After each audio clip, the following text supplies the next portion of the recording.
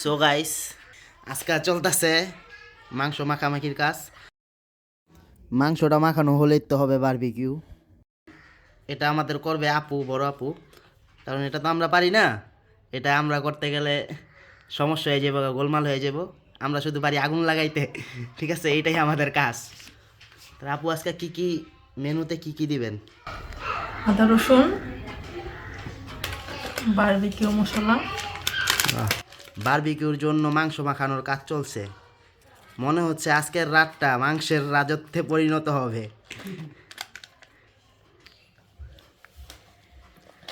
এখন হচ্ছে মাখতে হবে। মাংসের ওপর মশলা মাখানো হচ্ছে, সবাই খুব সিরিয়াস, যেন পিএইচডি থিসিস লিখতাছে আপু। কিন্তু বারবিকিউর জ্বালানিতে হবে সব হিট। RJ make it right.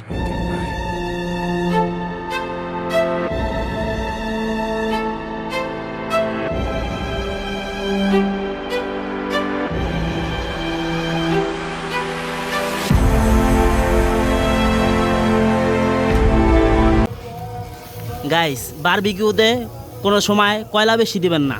কয়লা বেশি দিলে আগুন বেশি ধরে যাবে, ঠিক আছে? আর আগুন ধরে গেলে বারবিকিউ খাওয়া লাগবে না, খাওয়া লাগবে বন্ধু বান্ধবের চোখের জল। ছাড়ো ছাড়ো ছাড়ো ছাড়ো ছাড়ো।